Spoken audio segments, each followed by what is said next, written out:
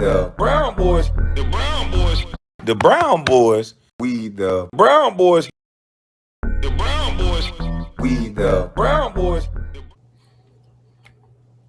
Oh man, we got O'Shea Duke Jackson right here. I'm gonna play this part right here. Shout out to O'Shea. Let me see what he said about the African dynamite, the new Malcolm X. Culture of Black America, especially if you're a well-mannered young man like this. I'm Dustin J. Pearson, and I'm running for president of PSG. There are a few reasons that we're running this campaign this year. One has to do with representation. How can we represent all voices in a conversation? I want to do this by partnering with organizations from the voting Democrats to the voting Republicans. I want to bring together different voices, dissenting voices, voices that may be more liberal or more conservative, in order that we can reach a point of sort of the radical middle. See, this young man here is named Justin Pearson. Right now, he's a state senator, but I'm not worried about that. That will come later in the video. This young man is an example of what I'm talking about. Well-spoken, well-mannered, non-charismatic, and really, to be honest, he fits better with white people. He's somebody that the white community can appreciate more than in the Black community. It seems like he's went to white schools all his life, if you ask me. And him in this particular form, it's not going to do well with Blacks. He's just too dull, too boring. Women most likely will not like him, and he will regret being in the Black society. But what happens if this man wants to hang around Black people? Can he remain in that same situation? Fast forward. Well, I don't think so. You see, you need to recalibrate if you want to appeal to Black folks. Now, don't get me wrong. If you're intelligent, you have to He has to recalibrate. So you mean to tell me he has to pretend to be somebody else in order to get the vote?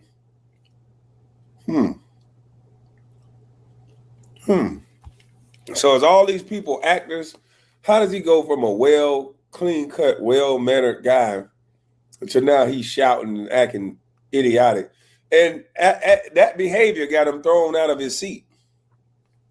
They got thrown out and voted out. They're going to get drawn out their district because of the way they act, and they're going to call it racism. But they're getting tired of people acting. I told you from the beginning, watch behavior. People are getting tired of the same behavior. I know people got mad at me because I'm Black and I said it. But if you don't watch behavior and you don't call out certain behaviors, they're going to lump you in with that behavior. And then that's where nobody's going to feel sorry. They're looking at a set of numbers. They're looking at a number. They're looking at a data sheet. And they're saying, damn. Astonishing. Damn. Astonishing. Dang. Astonishing. And the numbers that they're looking at and the fact that people won't call out certain things is the reason why certain things are going to start happening. Calibrate if you want to appeal to Black folks. Let me explain myself. You see, the Black community, especially the South, like Atlanta, Alabama, and certain parts of Tennessee, we need intelligent Black men like him. We just can't have it in that particular form. So what we gotta do is to change the game up so they end up like this. Here, you've had 3 strikes laws, mass incarceration, denied us of who we are, and we are still here. Boy, that's all these Negroes do, boy. God, dog. But man, that's all they gotta do is yell and shout, act like they down with us. They don't talk to you after they get elected. They ain't like they do nothing for you. It ain't like they're going to make your districts better. Just look at the districts that they live in. They don't make it better. They just talk this pro-blackity black talk, fear-monger, talk racist talk, and that's it. That's the manuscript. Change the game up so they end up like this. Here, you've had 3 strikes laws, mass incarceration, denied us of who we are, and we are still here. And today, you take the only majority Black district from us. But I want you to know, and I want my nephew, sons, and the future to know, no matter what you do, no matter how much you try and break us and make us bend and make us quit, we will still be here. There we go. That's more like it. In 2026, Justin Pearson has made a change. He no longer has the bald fade. He's no longer soft-spoken. He's now a civil rights activist, even changing his look. He kind of reminds me of Bobby Seale or Angela Davis or Jesse Jackson with the kind of fight the power, the white man got his foot on my neck type of energy. And when you look like that, people start to think like this. I never thought in my lifetime I'd see another Martin Luther King, Malcolm X, or Fred Hampton. The young lady is looking at him as a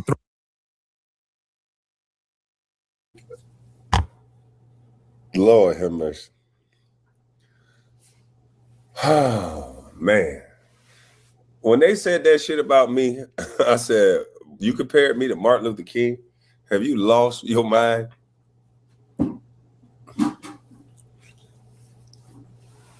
I was thinking in my head, you know how many hoes I done had? And then people started telling me about Martin Luther King. I'm like, shoot, dang. Maybe never mind. Anyway, this is just weird. This is this young lady, or this is this person don't want to take responsibility for their life. So they looking for this person to save them. And that ain't gonna happen. That's not gonna happen. Yeah, she said, I don't know what the fuck. I'm just saying. They looking for this person to save them, and that's not going to happen. We don't need a leader. Where's the lady? I'll wait.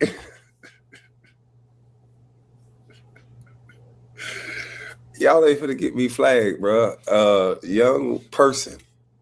This young person. This is just, it doesn't make no sense.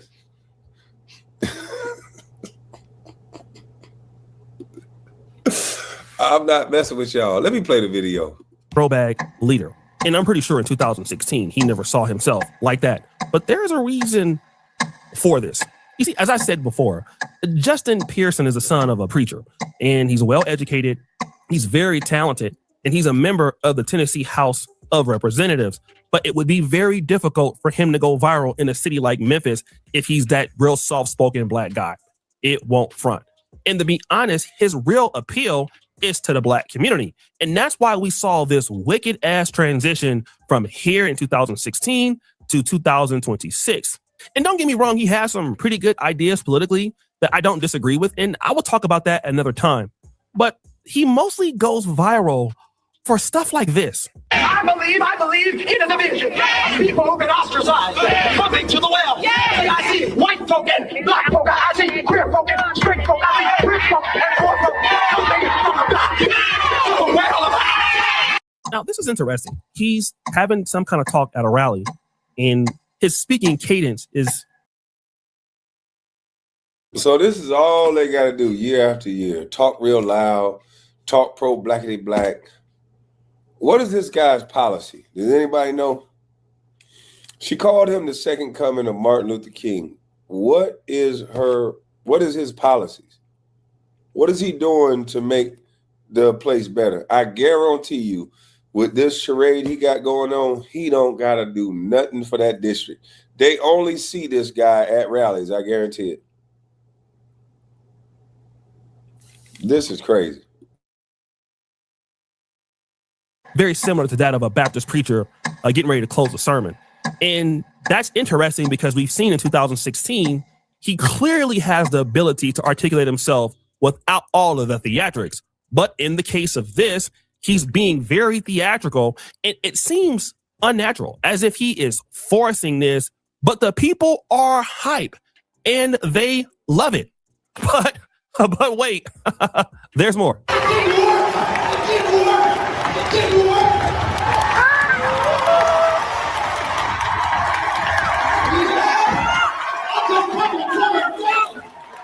Boy, you don't sit your stupid ass down. Who the you think you is? So this is him preaching a sermon, and then not only doing that, but you got to go ahead on and get your shout on. And then you see all of these people in the background. I believe they're academics or somewhere higher in education, and they're egging him on. And the concerning thing about this, especially as a young man who has a more of a change to this super Pan-African, super pro-black militant type of guy, is that you also got to make a fool out of yourself. and nobody would make a fool out of themselves for nothing. You know what's crazy?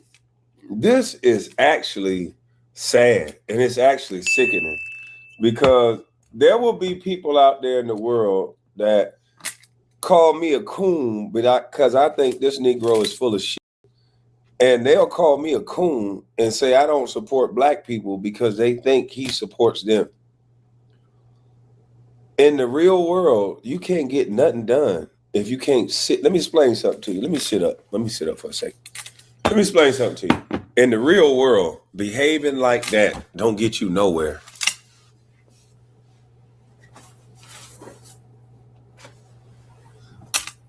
In the real world, behaving like what he's doing gets you absolutely nowhere.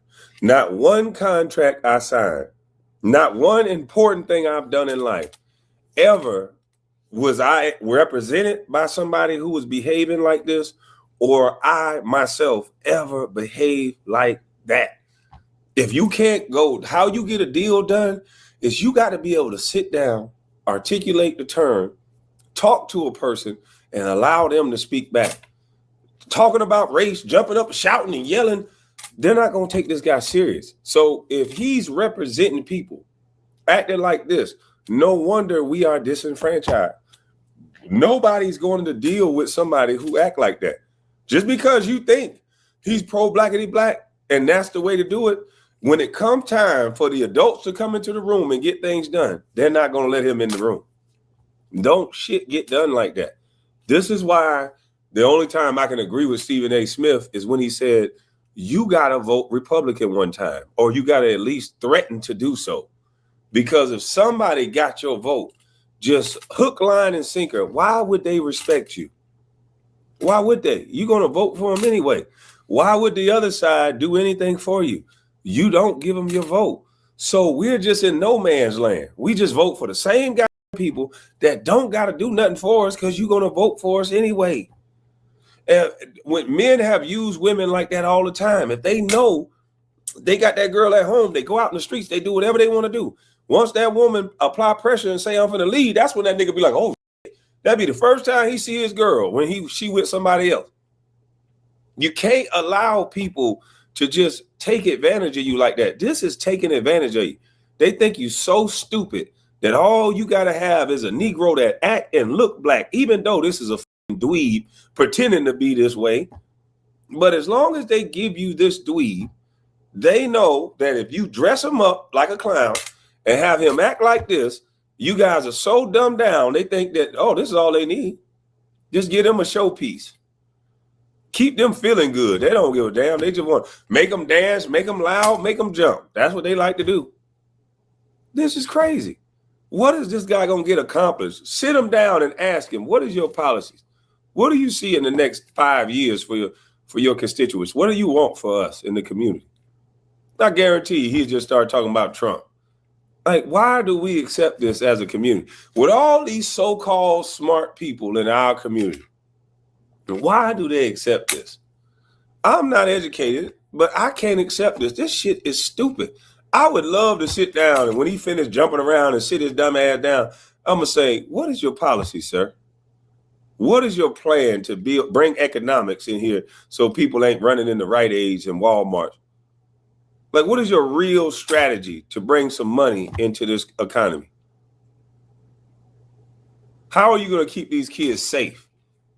The first thing this guy want to do is take the guns out of his community. It's people getting trigger-cha-cheed all in Memphis.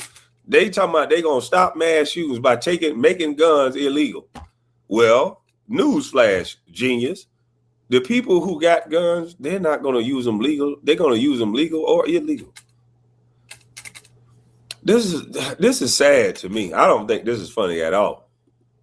As a whole, they think we stupid.